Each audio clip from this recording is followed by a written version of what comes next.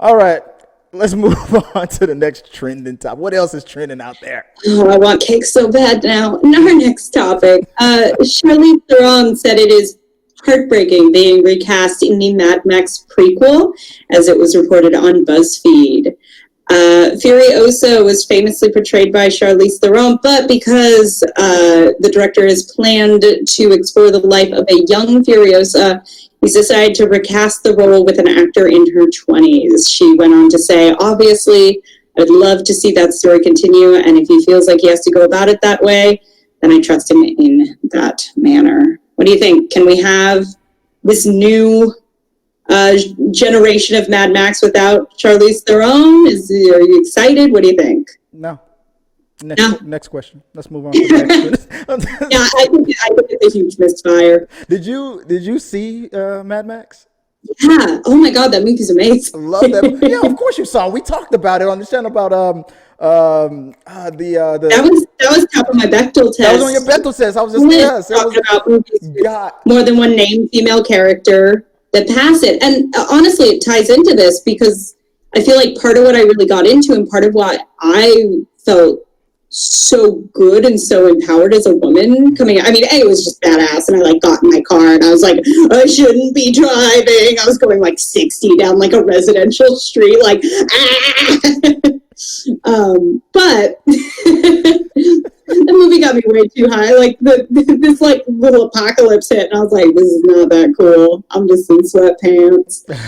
But my point is that part of what was so cool about that movie, besides the action and everything, mm-hmm.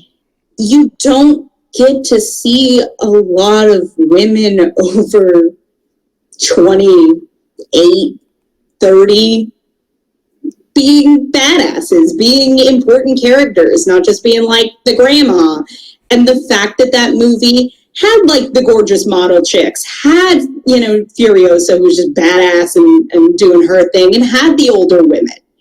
It was so cool just to see women across the board, and the fact that they're really feels really taking that back and going, no, we need a 20-something. I get the idea of doing a prequel, but it's also this works. We like it. She's great in the role. I don't need a 20-something to helm every single movie. I'm kind of bored of it. Right. I agree. I kind of see, you know what, and I can tying into the last trending topic. I think Charlize Theron is one of those actors who can rise above any toxicity. Even the guys who love being toxic to women for no reason will stop at Charlize Theron and be like, nope, let her pass, guys. No, that's Charlize Theron. She's good. She's on the approved list. But when I heard about this, I was like, I get it. Like you said, it's fine to see, where she came from and how she come up. I'm curious about that based on how the character appears. I think she has a metal arm and whatnot. I'm curious, how the hell did that happen, right?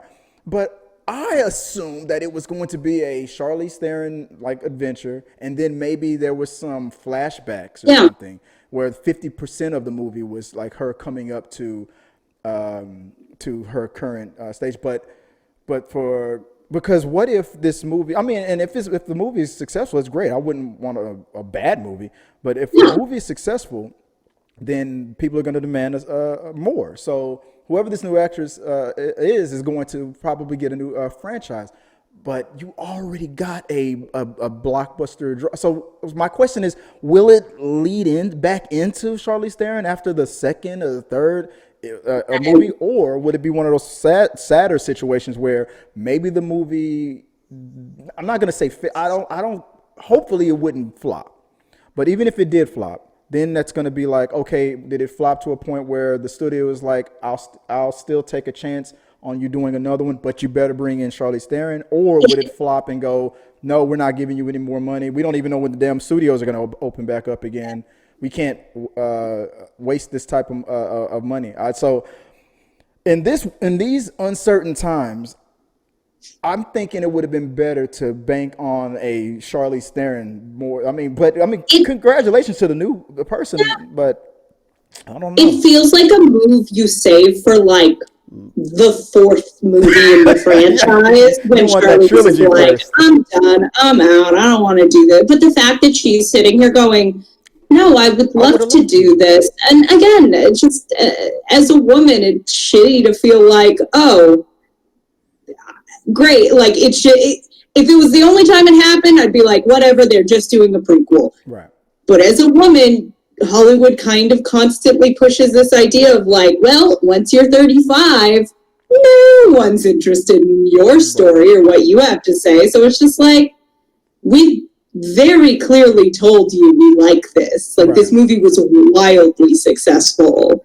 Why mess with a good thing now? Why not get, if she's game to do it, why not get another movie or two out of a really proven entity?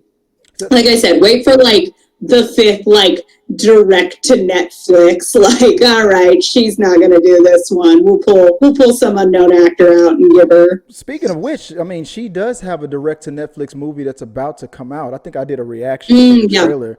So imagine if that movie is very well received on Netflix, and then like George is thinking, man, did I make a mistake? Should I throw Charlize back in this? And what? Like I said, it's probably a great opportunity for another actress to come up. And there's a lot of people out there that's like we need to start giving more up and comers a chance. So I mean, it's happening. So an up and comer actor is got a chance at a potential franchise. That's great, but also stop acting like women past their expiration date when they turn 35. I mean, exactly. Charlize she's got a lot left in the tank. She looks better than me, and I'm 28. So like, I don't know what the fuck. She looks better than me than when the day I was born. I mean, like, she's on my list. I love Charlize Theron. I just felt like she was. No offense to Tom Hardy, but even after all that drama that was going on set with that movie and all that I heard about. Charlize was not one of the things that people were upset about. She was, if I'm not mistaken, she was considered the best part of the movie, one of the best things. She's phenomenal, yeah. Movie. So it's just, which is why it's getting its own spinoff. Nobody's thinking about Mad Max right now for some reason. They're now more focused on her. So that should have told us something that, I don't know. I just feel like with these uncertain times, with the movie industry on this rocky positions, we don't even know if AMC, the biggest movie chain in the world, is going to survive this, which means Hollywood is going to now start rethinking like, oh, did I say you have a $300 million budget? Now you have a $50 million budget. So that's going to be the situation moving forward if these movie theaters don't open back up again. So I would have banked, maybe that's the reason why he's going in a new direction, or maybe that's the reason why he should have stuck with Charlize Theron, because you want to get as much back as you put in. But hey, who knows? It might be the best script we ever saw. It might be the best movie. Let us know what you guys, you heard our thoughts on it. You know what we think. Let us know what you guys think. Put it in the box below, and let's just keep talking about this. So maybe we'll talk about it on We Got Your Mail later on. I have a feeling that some of you guys got something to say about this.